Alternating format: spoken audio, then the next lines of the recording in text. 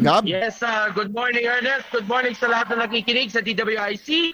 So nandito po tayo ngayon sa Robinson's Novaliches para po sa 6th leg ng Robinson's Mall Tour for Active Arnis Ranking Tournament with 19 teams participating and dozens of different Arnisadors competing in the competition. At kasama po natin ngayon sa ating live interview si Sir Joel Madrona, ang organizer mula sa Proactive Sports Events. Sir, magandang umaga po.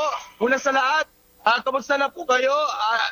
Your reaction nga doon sa ating turnout ng mga participants nga dito sa event na ito. Well, so far po, maganda naman yung ating turnout ng palaro ngayon. Nakakulit po tayo ng mga 19 teams po rito, almost 300 plus entries po tayo dito sa Robinson's Novaliches po.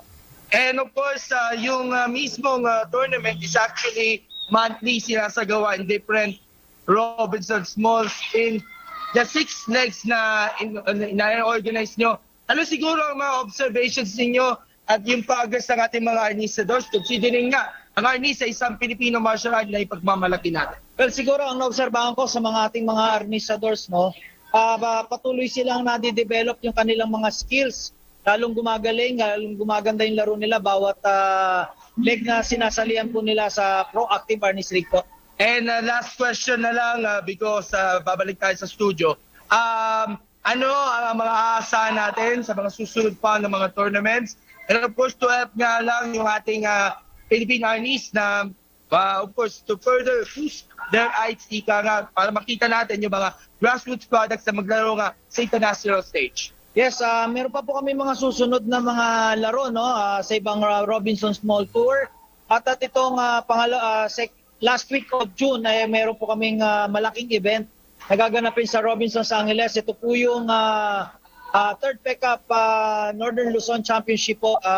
Ito po ay sinasalihan ng mga 42 teams around 800 plus entries po. Kailan po magaganap yun? Gaganap po ito sa June 28 and 29 sa Robinson's Angeles po. Okay, sir, baka may gusto kayong magpasalamat at of course, ibitahan ng mga listeners and viewers sa DWIC na pumunta dito sa Robinson's. Well, gusto ko pasalamat unang-una sa mga nakikinig din po natin sa radio, at siyempre sa Robinson's Mall. At kay sir, maraming salamat po sa pag-interview.